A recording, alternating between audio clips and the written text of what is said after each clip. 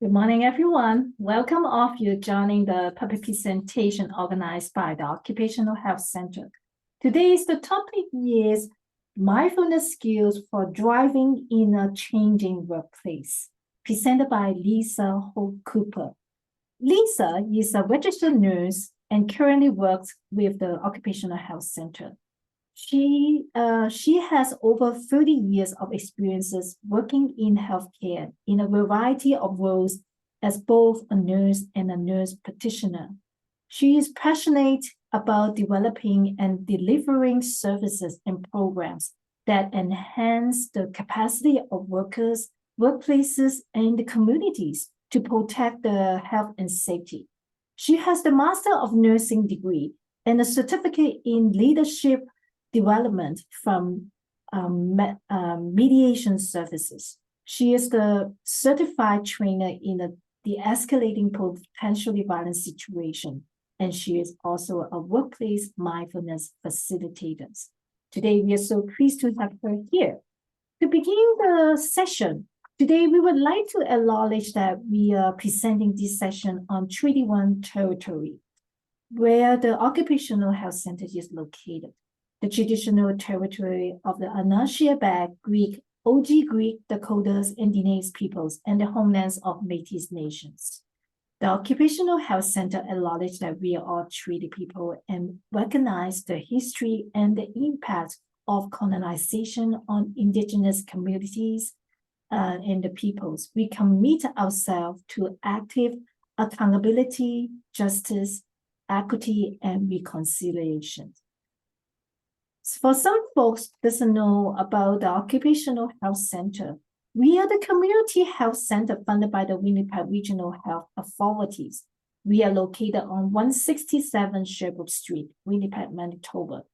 We provide the services to the Manitoba workers with work-related health issues and work closely with the Joint Workplace Health and Safety Committees for training.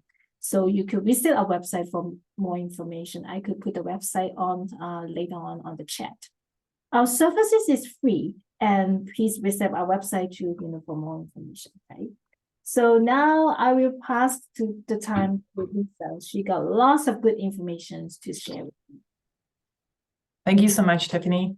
And thank you, everyone. And good morning to all of you out there. It's always a little bit daunting when we do a webinar and speak into the void without getting to see folks' faces. But I'm hoping that really wherever you are, you're comfortable and that this is enjoyable for you. And I really just thank you for being with me for the next hour or so. I'm going to be spending the next little bit of time speaking about something that I'm really quite passionate about and something that has made a difference for me in my life and has really changed my life for the better. And that topic is mindfulness. So just to give you a little bit of a sense of what I'll be speaking to in the next 45 minutes or so, I want to tackle really two themes. And that is the theme of resilience and focus, in particular in the workplace, and how mindfulness can increase resilience to support a healthy stress response, and how we understand challenges that compete for our attention in our workplaces and identify mindfulness techniques to promote focus at work. I'm going to speak briefly to the stress response and the occupational stress syndromes, including burnout and compassion fatigue and moral distress, and how a mindfulness practice can help alleviate some of the distress associated with these syndromes. I'm going to speak to the challenges that compete for our attention, multitasking and distractions. I'll speak to that. We're also going to together practice a mindful meditation, an awareness of breath meditation. And that will be about 10 minutes. And I'll be leading that practice for folks who are interested about midway through the presentation. And then I'm going to speak briefly to what mindfulness is. What does it really mean? And what it is not, because there are a lot of myths out there about mindfulness. So I'm going to speak to the myths about that. I'm going to speak to what the science says about mindfulness. And lastly, I want to leave you with some tips about resilience, how to build resilience and focus during your workday. And I'm going to leave you with some resources that I feel that are quite helpful. They've been helpful for me. But I do want to preface this by saying that any resources that I do give you, I think it's important for you to discern for yourself what speaks to you and is what is right for you. So I want to start with a question. And that question for you to contemplate is, how many of these things have changed for you in the last 2 years? And so I have about 6, including where you work, when you work, how you communicate with your team at work, how connected you feel to your team, and how you balance your personal and work life, and what your company and manager expect from you. So how many of these things have changed for you in the last 2 years? And there may be something on here that I haven't included. And so you can add that in the chat if you want. And just think about, have all of these changed for you? Is there just one or two?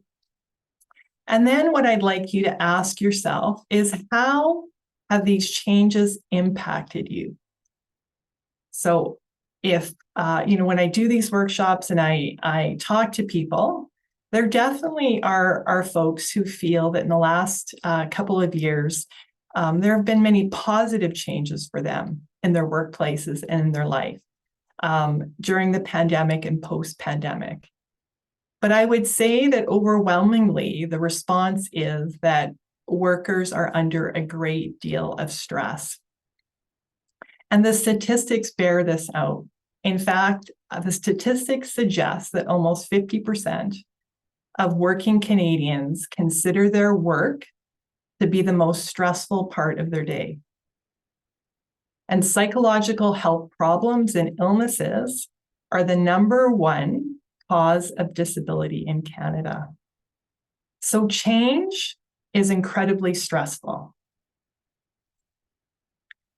And this is a quote from Graham Wood, who is a writer in The Atlantic. "Change has never happened this fast before, and it will never be this slow again." Think of really all the unprecedented changes that are happening in the world today. There's so much to pay attention to, so much we need to process and keep up with. And there's actually an expression that captures this reality that we're living in, and that is an acronym called VUCA. So I'm not sure how many people have heard of this acronym before, but VUCA stands for volatile, uncertain, complex, and ambiguous. So we're living in this VUCA world. And so let's unpack this a little bit. Volatile. Things change quickly. I remember in the early days of the pandemic, it felt that hour by hour information was changing, day by day. What was true the day before was no longer true the following day. This morning, before I came to work, I read an article about AI and artificial intelligence and the rapid pace of artificial intelligence. Uncertain. The future is really difficult to predict. The Canadian Centre for Policy Alternatives suspects that as many as 1 in 5 Canadians, so 20% Canadian workers, have precarious jobs. The world is complex and the world is ambiguous. Things are not clear. Things have multiple meanings and are hard to categorize as either good or bad. Disinformation is a growing crisis in our world today. So this is really what we're facing every day. The result of living like this leaves us feeling done, which is another acronym that we use to describe how we feel. Drained, overwhelmed, never enough time to do what needs to be done, and exhausted. So all of this ultimately creates an environment of really chronic stress. And that has put many of us in this chronic state of fight or flight response. And so I'm just going to really speak briefly to the stress response, because I think a lot of people have heard about this and understand this. But this slide really speaks to what happens physiologically in your body and psychologically when we're under stress. And the important point I want to mention here is that a stressful situation, whether it's environmental, like a looming work deadline, or a psychological, like perhaps a persistent worry about loss of a job, both things can activate this stress response in your body. So this response is completely natural, and there's nothing wrong with it.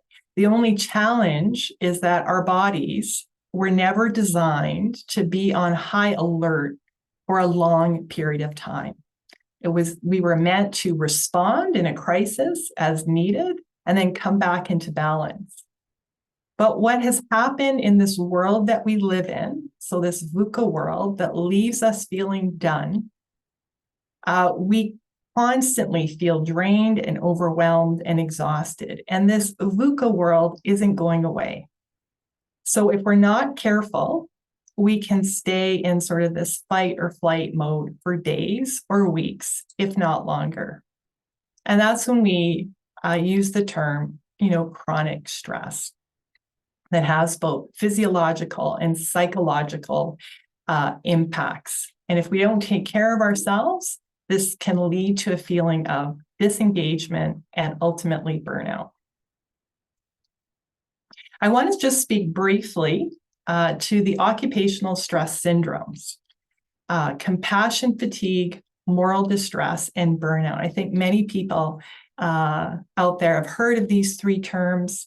Compassion fatigue is really present when we really are present empathically to someone who is suffering. We may be traumatized secondarily from hearing the story, and over time, this can lead to burnout. Moral distress or moral injury is really that stress that's generated when we know internally what we need to do, but we are constrained or prevented from acting on that by external circumstances. And if chronic, that also leads to burnout. And burnout is really that chronic workplace stress that is really not successfully managed. So then the question is, how does a mindfulness practice help? So when we think of burnout or look at burnout, a mindfulness meditation practice can help us notice early when something is off. And so what happens with burnout is often, not always, but often the symptoms of burnout are subtle. We keep going, we keep going, we keep going until we can't, and we reach a crisis. And then often we need an extended period of time to recover. What a mindfulness practice can help us do is notice early when something's off, right? So notice when we're more tired than usual and we don't get our energy back after a weekend or a vacation. Or on the weekends, we're sitting on the couch binging Netflix for the whole weekend and just trying to recover to make it till Monday. Like you say, burnout is subtle and it goes unnoticed for a long time. And if we're able to notice when things are off early, sometimes we can shift and make some changes that may make a difference for us. So in other words, the more self-aware, grounded, and centered and present we are in the moment, the more attuned to our own needs we become. And mindfulness can help us restore trust in ourselves, and it can help us move towards self-compassion for ourselves and self-confidence. I do want to make a really brief point here, although further discussion on this is really beyond the focus of this presentation. I think it's really important to say that when we speak about burnout, it's important to understand that burnout is not just the problem of the person who is struggling. This is really a shared responsibility, and addressing burnout and mitigating burnout is a shared responsibility between employers and organizations. So how do we live in this VUCA world, in this world where many of us feel done? How do we do that? How do we become more resilient? The good news is that you can learn resilience and you're not just born with it. A mindfulness practice can help us pause and observe our mind. It can help us see new perspectives and choose our responses. Much of our stress today is psychological distress. So many workers are deeply suffering. And so they're suffering in the moment, perhaps, but the suffering is also about, what if I lose my job? What if I can't support my family? Workers today are dealing with really unprecedented levels of violence and harassment in the workplace. Humans, we have powerful capabilities to come out of chronic stress, and that's what we really call resilience. We have the capacity to get stressed and really come back into balance. And when we do that, we avoid the physical and mental toll of chronic stress. So again, how does a mindfulness practice help build resilience? A mindfulness practice, what it does is requires an active component of awareness. It's an awareness and attention practice. And what it does, it helps us pause and observe the mind, see new perspectives, and choose our responses. It can help improve our emotional regulation in the moment. It can increase activity in the brain responsible for self-regulation. And I want to speak a little bit to focus right now. So I have on the slide here, focus is power. And what I mean by that is that it used to be that information was power. But today, information is really a commodity. There's really just too much of it. And these days, focus is power, meaning that focus can be fundamental to great leadership, and it's more important than ever to be able to hone in on just the information you need and let go of distractions so you can do your best work. When we are distracted at work, injuries can happen. When we're distracted with our colleagues, in our listening, in our speaking with our colleagues, miscommunication happens and relationships with coworkers can be affected. So let's take a look at what you're up against during a typical work day. And I have this slide titled Your Disappearing Attention: A Wandering Mind, Distractions, and Multitasking. So let's start with a wandering mind. When you start your day, you might feel like your attention's strong, but this is really an illusion. It's the nature of the human mind to wander. And research done by 2 Harvard psychologists point to the fact that our minds wander almost 50% of waking hours, not thinking about what is going on in the present moment. Distractions, what competes for our attention? So it used to be a computer. Now it's really a computer, it's a phone, it's a watch, it's Alexa, it's the 24-hour news cycle, it's podcast, YouTube, TikTok, Facebook, Twitter. So there's so many external connections that our brain never gets a chance to shut off, and we're always really just waiting for that next hit. So these distractions can make it hard to do our best work and our deepest thinking. multitasking. So we know from neuroscience, we're not good at multitasking. And in fact, this makes us less efficient. I often think personally that multitasking is my superpower, that I'm very good at it. And I think it's really helpful. But again, the research does not bear that out. So I think an example that I want to give that I think many, but not all of us may have experienced in the last couple of years, if you're doing more virtual meetings, is having a virtual meeting planned, but maybe thinking to yourself, this is an opportunity to catch up on your emails. And so you can be present in the meeting, but no one's going to see you really checking your emails or working on something else on the side. I think many of us, myself included, have done that. And you think that all is well until you hear your name, Lisa, what's your opinion? And you can't respond because you weren't paying attention. There's a quote that Janice Marciano, who's written the book called Finding the Space to Lead, says, "Presence is felt and the opposite is true. When someone is present, we feel it. And when they're not, we also feel it." And I think many of us have also had the experience of speaking in a virtual meeting or speaking in person, but particularly in a virtual meeting, and notice that the person that we're speaking to, we can see them, their eyes aren't on us. We can see them doing something else, that they're not paying attention to us. That's also felt. And this creates dynamics within the team.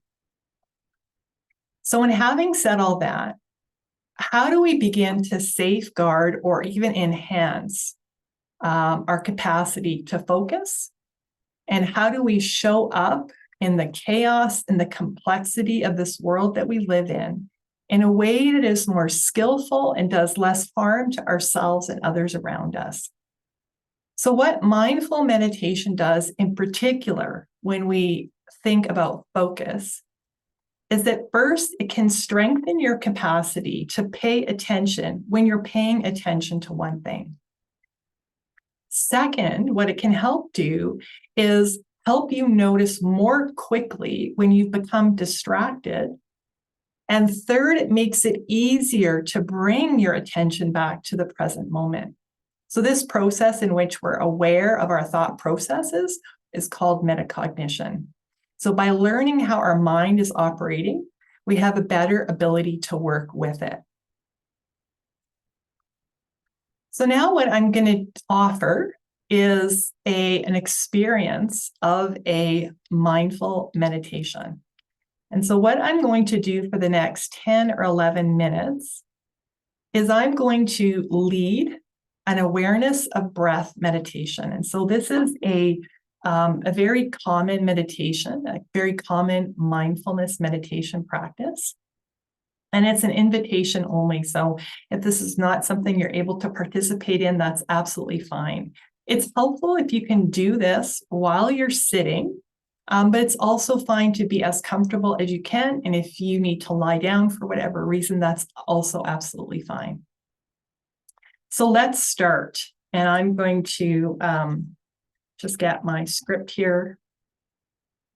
So I'm going to ask folks to just, like I said, just get comfortable and take a posture that can reflect wakefulness and stability, and really a posture that reflects your intention to be fully present here for this practice.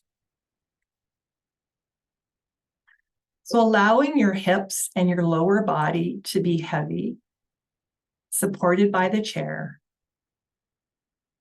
The spine can be straight, but not stiff. And it helps if the feet are making a solid connection with the floor. Closing your eyes, if that's comfortable for you, or just taking a soft downward gaze. Turning your attention now to the breath. Breathing and aware that you are breathing, simply attending to the breath as it flows in and out of the body.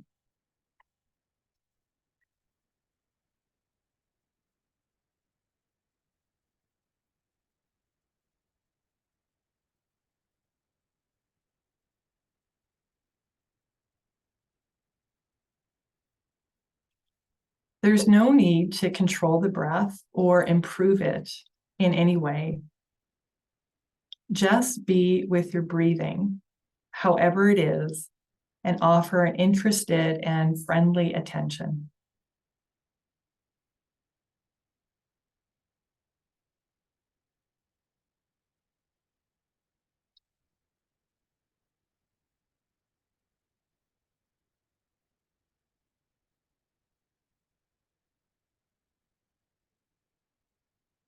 Beginning to notice now where you feel the breath most vividly.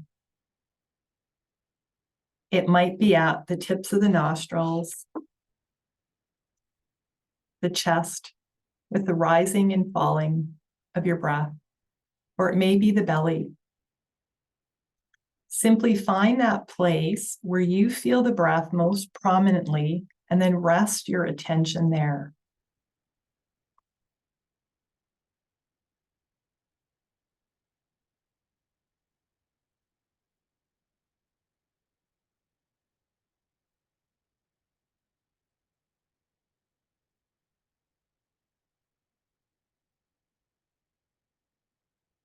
Settling into just being with your breathing.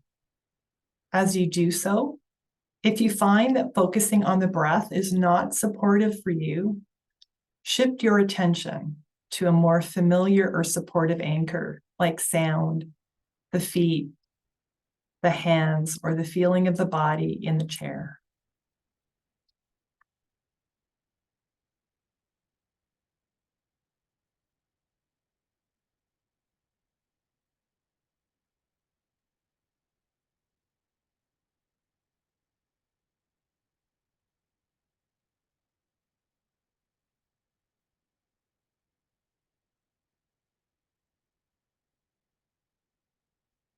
When you notice that your mind has wandered, gently but kindly bring your attention back to the breath.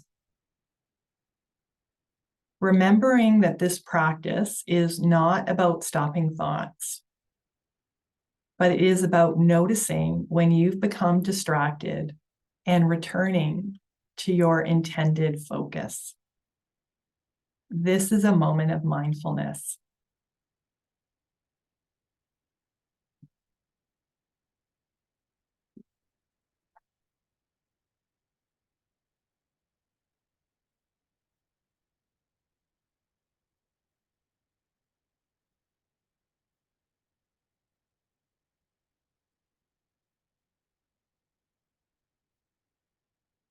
Investigating the breath now with curiosity and kindness. Is it deep or is it shallow? Is your breath slow or is it fast?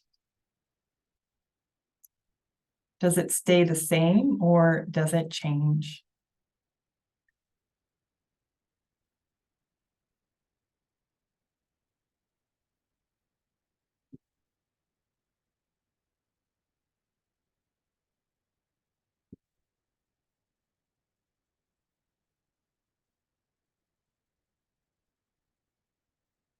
Knowing that even as you focus on the breath, thoughts will continue to arise. Emotions will come and go, and sensations will arise in the body. This is normal. As best you can, let any thoughts, emotions, and sensations be in the background of your awareness, and bring your attention back to the sensation of breathing, gently turning toward the breath.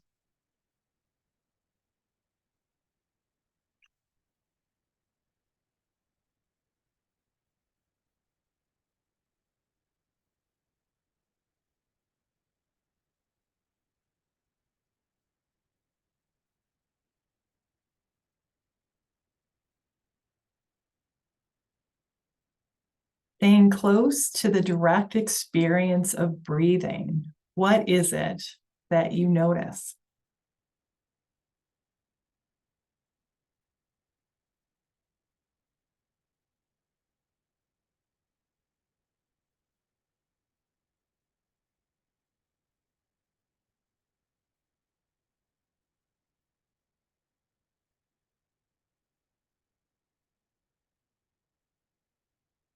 You might notice your mind beginning to wonder if you're doing this right, or thoughts about whether you like or you don't like this practice.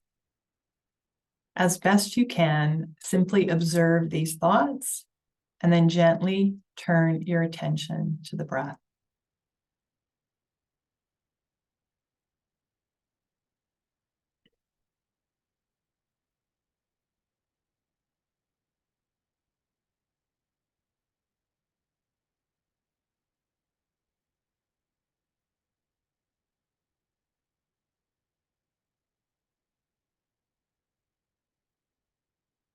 Just this moment, just this breath, breathing in and breathing out.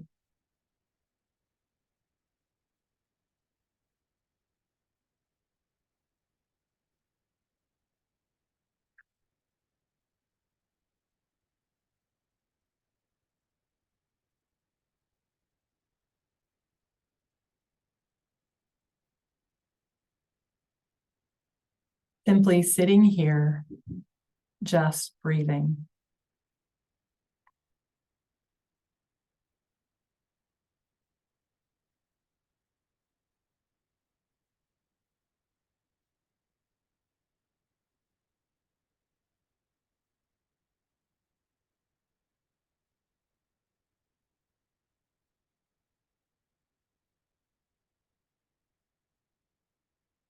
As we come to the close of this practice, acknowledging that by doing this practice, you've made time for your own well-being, and knowing that you can return to the anchor of your breath or your body throughout the day as needed to help calm and steady the mind. Gradually opening your eyes when you're ready, maybe wiggling your fingers and toes and gently stretching if you would like, moving now into the rest of your day with increased awareness and steadiness.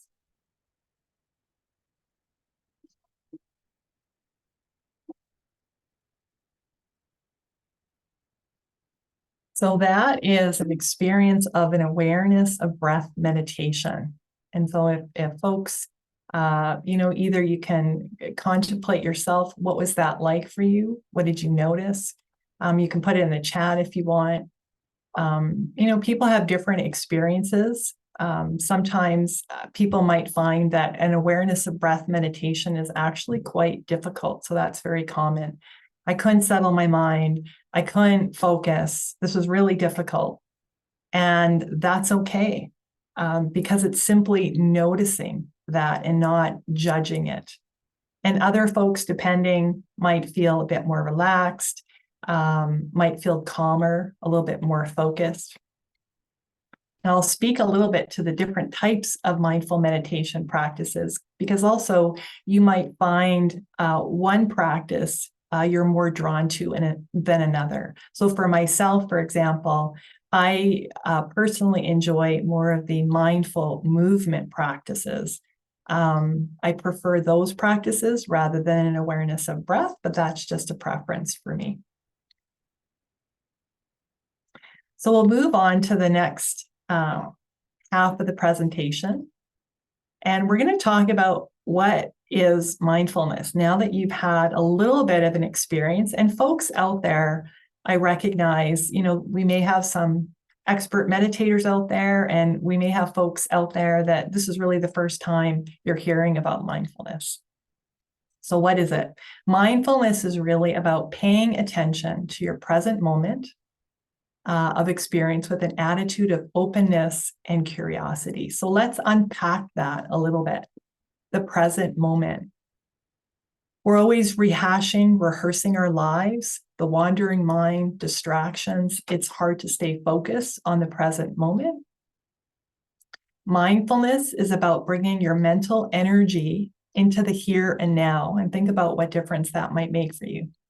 And then we talk about attitude, the attitude of openness and curiosity. We often see things through the lenses of our expectations, our preferences, and judgments, often even before we experience them. A very common example might be the anticipation of something in the future going poorly. So I'm guilty of this as well. Anticipating that your meeting with another individual is going to go poorly because of what has happened in the past. The anticipation and the judging of a meeting that's happening tomorrow not going to be going well, right? So we haven't even experienced that, but already we've judged it or had a preference about how it's going to go. Mindfulness is about being fully open and curious about what people, things, and situations are actually like before we make up our minds about them, and being aware of our filters, even if we can't necessarily turn them off. Meditation, or mindful meditation in particular, is the exercise that helps us be more mindful and more present and more focused during the day. Think of meditation as the word sport. So this has helped me in terms of the difference between a mindful meditation practice and other types of meditations. Think of the word sport. There's many different types of sports. There's many different types of meditations. There's mantra meditations, guided imagery meditations. Mindful meditation is an awareness or attention practice. Let's talk about what mindfulness is not. These are the myths of mindfulness. Mindfulness is not tuning out. It's actually tuning in. It's tuning in to our breath. It's tuning into the sensations in our body. It's tuning into the movements your body's making.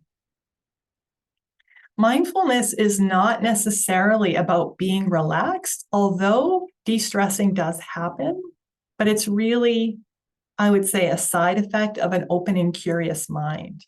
Mindfulness, like I mentioned before, is not necessarily a relaxation practice. It's an awareness or attention practice.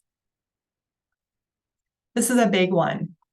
I didn't do it right because I couldn't stop my thoughts. So I must not be doing this right.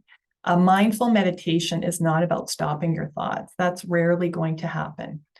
It's about taking our thoughts less seriously and not believing everything that we're thinking.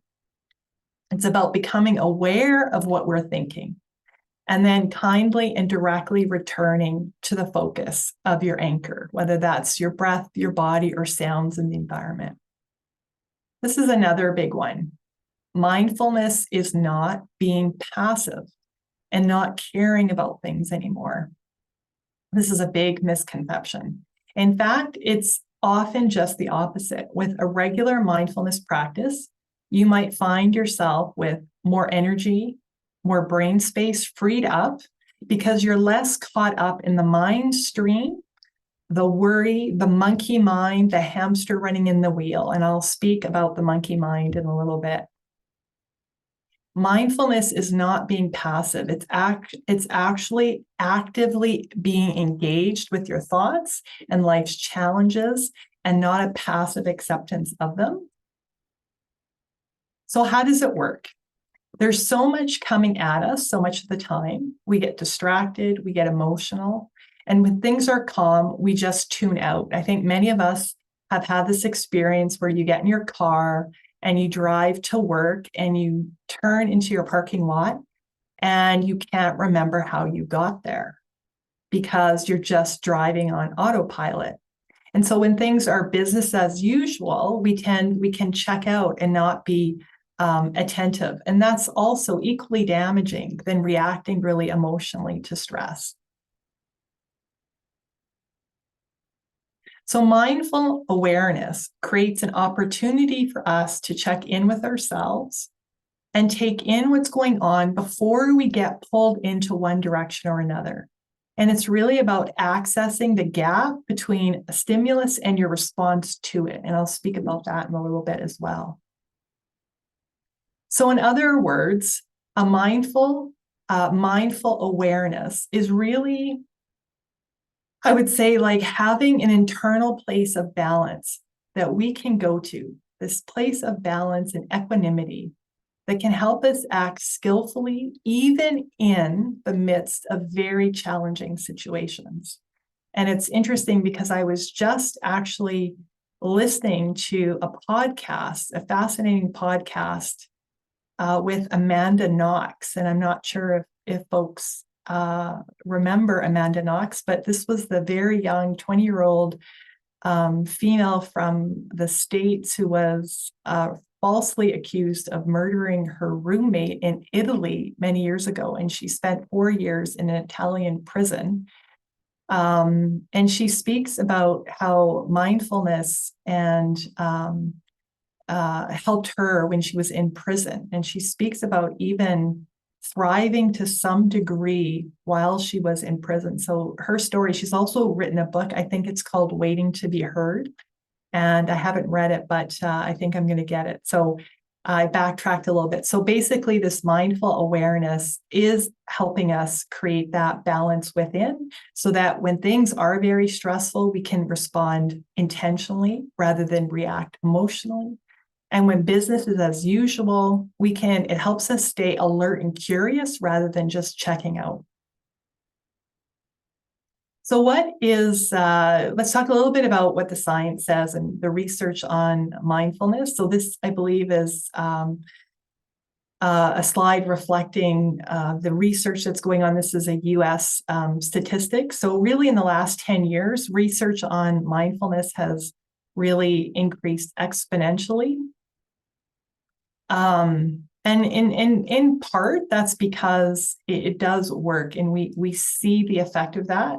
But I'll also have to say that many folks will also say, even though things have really changed in this area in the last 10 years, we still to some extent are in the wild, wild west about mindfulness. And there does need to be much more larger and rigorous studies done on mindfulness. But I think there's enough right now to say that it can be helpful in many different situations, in particular in the area of chronic pain. So I have just provided just two recent recent articles if folks are interested. So one is the empirical status of mindfulness-based interventions.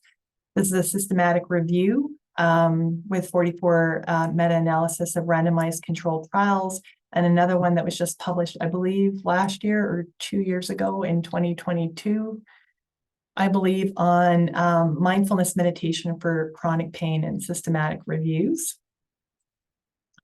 And then in terms of what the science says about mindfulness, I'm going to speak just really briefly to this. And this is taken from one of the lectures that I had by Zway Kwok, who's written a book called Calm Clarity. She's focuses on neuroscience and mindfulness. And meditations in the mindfulness tradition enhance 4 main brain systems. And so those 4 main brain systems I've included on the slide. And I want to focus on just 2 in particular. I talk about I believe the attention system and the resilience system. And each system really corresponds to structures in the brain. So for example, the attention system, the key brain structures include the lateral prefrontal cortex, the default mode network, so I'll speak to that in a bit, and the reticular activation system. I do want to preface this with, I am not a neuroscientist, but this is just some of the information that I've learned and some of the work that I've done in the courses that I've taken. So in terms of the attention system enables you to focus sustained attention on a task while resisting distractions. And the impact that research has shown, the impact of consistent meditation will include reduced mind wandering and deeper concentration. And then with regards to the resilience system, This system functions so that it enables you to recover from distress and not get hijacked by strong emotions. So key structures include the amygdala, we call it the smoke detector for threats. And the impact of consistent meditation here is that people who, when they looked at people completing a mindfulness-based stress reduction program, I'll speak to that in a little bit, the 8-week program, showed decreased reactivity in their amygdala. So they're able to remain calm in stressful situations, and they have a better ability to regulate their stress response and not get hijacked by emotions. So the default mode network, there's probably many people out there who've not heard of the default mode network, but I have a cute little monkey next to that. And so I'm sure many people have heard of the monkey mind. So the default mode network is also known as the monkey mind. So this is a group of brain structures that self-activate when a person's not focused on any task.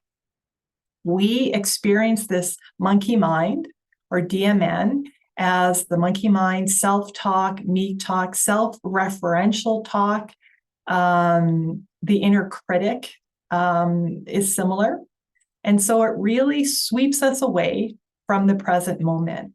It can be in the form of, say, hypervigilance, so worry, doubt, and rumination. It can be in the form of control, perfectionism, or escapism, like daydreaming. So observing also your monkey mind with curiosity and more compassion can sometimes help you see patterns and gain insights. And what is consistent meditation? Consistent meditation has shown that meditators have more of a reduced activity in this default mode network. So their monkey mind is quieter. The hamster that's running in the wheel is calmer. So I want to end with a few tips for you can leave today with building resilience and focus at work. And so one of the key ones is practice. And so practicing and consistency is better, and research shows that practicing consistently rather than, say, practicing once a week or once every 2 weeks for an hour, it's better to do small bits for shorter periods of time if you can.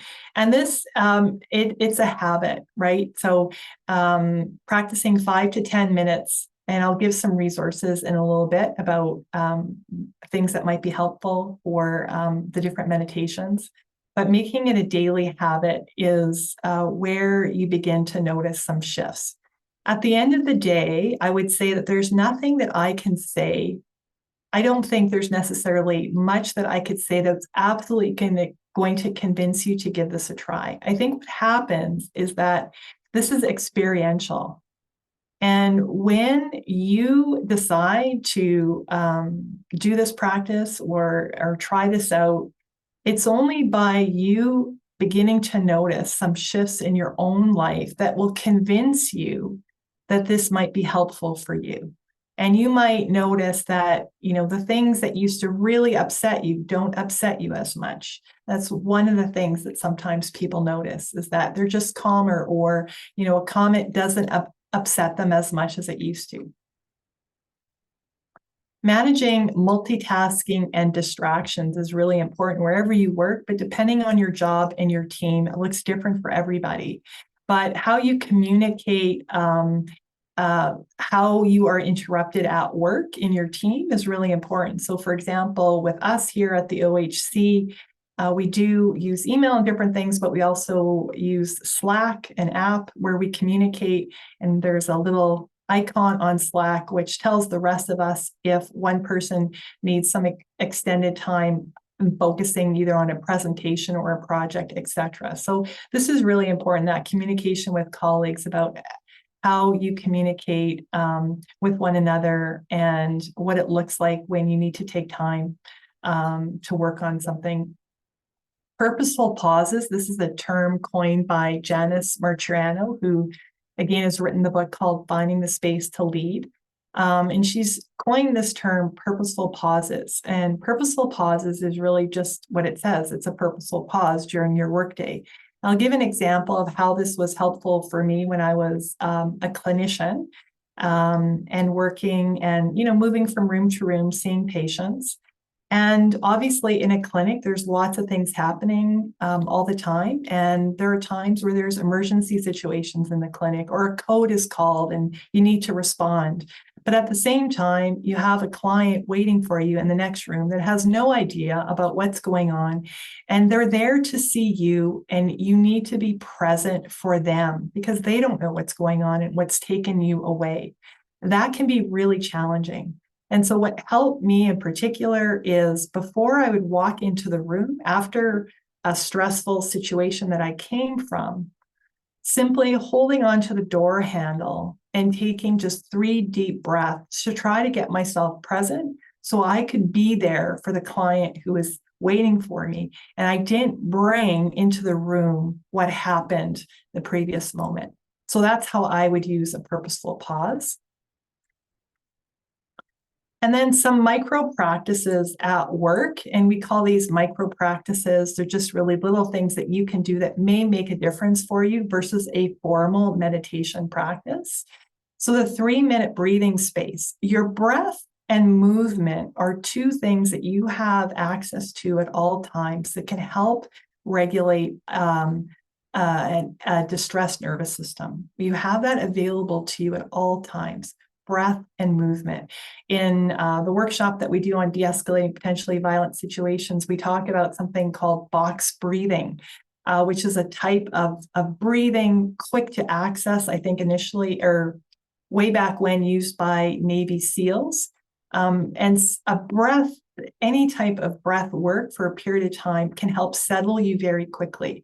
A 3-minute breathing space, I'm going to give the link to that. So that's something that you can use if you feel that may work for you. Taking a short walk, stretching your body. The other thing that I would say as well is for workers who are out there, we're fully acknowledging that many workers don't get their breaks, are working overtime. So the importance of when you are taking a break, when you do have 10 minutes or 15 minutes or maybe longer, asking yourself, what are you doing on that break? And what is it, is what you're doing making things more difficult for you? So, when we're sitting with colleagues, is it about venting and gossiping and a lot of negativity? Is that helpful for you? Would it be better for you to be on your own and read a book or go for a walk? So discerning really what energizes you, what rejuvenates you, and what depletes you is what you have to think about and answer for yourself. And then lastly, again, really just the common self-care tips that everybody's heard before. Moving your body. I don't necessarily use the word exercise, just move your body. It could be something as simple as a walk. Nourishing your body to the best of your ability, resting your body in connection with yourself and others. A big thing that happens when we're really stressed, when we're burnt out, we tend to isolate ourselves. When in that very moment, connection with yourself and others is what you need. And then also being self-aware of what is it that you are needing is also really important. And I've given folks a little reflection exercise, and this is something that I did in a recent workshop with Janice. And this is about, she got us to write out your typical schedule from the time you wake up until the time you go to bed. And then on another time, once you've settled yourself, you may have practiced a little meditation before doing this activity, then looking at what you wrote down and looking at in your schedule, what do you notice? What rejuvenates you, what energizes you, and what depletes you? And can you make some small shifts and changes? But the first step is being aware of what's going on day to day. So that was an activity that was really helpful for me. It may be helpful for you as well. And lastly, I want to include a little slide on the messiness of mindfulness. So I think it's really, really important to pay attention to what critics are saying about mindfulness. That's how we learn and grow and be better in this field that in many ways is still new. And so Mindfulness is a book by Ronald Purser, that he's not totally against mindfulness, but he does argue that mindfulness may dull our social awareness and discourage us from taking action. I've included a response from Andy Lee, who's actually one of my teachers in the course that I took, and his rebuttal to that. And so that's also very interesting. And this really isn't the messiness of mindfulness, but I put this as a point that for me in my journey, understanding and learning how to facilitate mindfulness and compassion through an anti-oppression lens is really important to me. And I think it is, we need to be aware of this in this field of facilitating mindfulness and compassion. And then some resources for folks. So in terms of meditations that may be in different languages, the UCLA Mindful Awareness Research Center has free guided meditations available in, I think it's over 15 languages. So I've put the link on the slide. The 3-minute breathing space, a couple of books, Meditation for Fidgety Skeptics by Dan Harris. It's really a great book. I really enjoyed it. Meditation is Not What You Think by John Kabat-Zinn.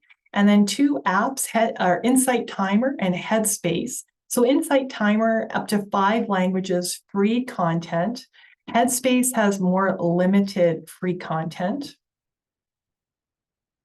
And the WRHA, so the Winnipeg Regional Health Authority, is running cognitive behavior therapy with mindfulness. So this is a little bit different than what I've spoken to today, but this is cognitive behavioral therapy paired with mindfulness. Classes are in person, virtual, and on demand. They're free. There's 5 classes over 5 weeks. The course offers education on different topics, including the CBT model, mindfulness, healthy and realistic thinking, healthy living and sleep, problem solving, stress, and coping with stress. So you can access that on this link. And if you scroll down to the bottom of the page, you'll find the free on-demand classes that you can register for. And it does talk to you about, is this something that will be beneficial for you to ask yourself? So there's some questions they ask if this will be helpful for you. And then Mindful Leader is the organization that I'm associated with and that I've done some work with.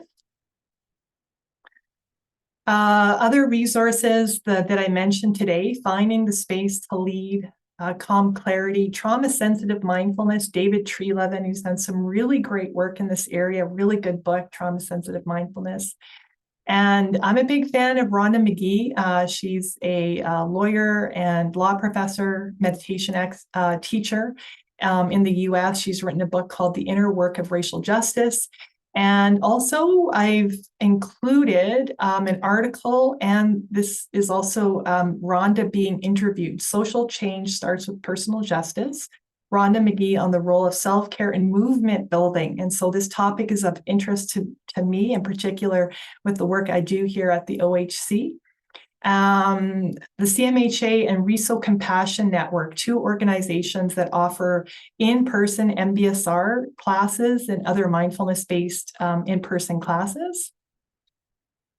I think Tiffany told folks already about who we are. If you're not aware, ohcmb.ca. And I do want to plug some great work being done by my colleagues here at OHC Clinic and CERC, creating a culture of consent at work. So there's a free public workshop November 23rd. So that's Thursday, 12:30 to 4:30. And apparently there's still room and you can register online.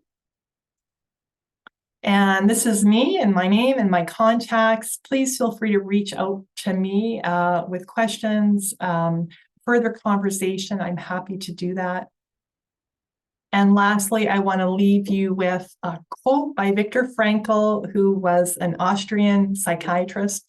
He's written many books, including Man's Search for Meaning. Between stimulus and response, there is a space. In that space is our power to choose our response. And in our response lies our growth and our freedom.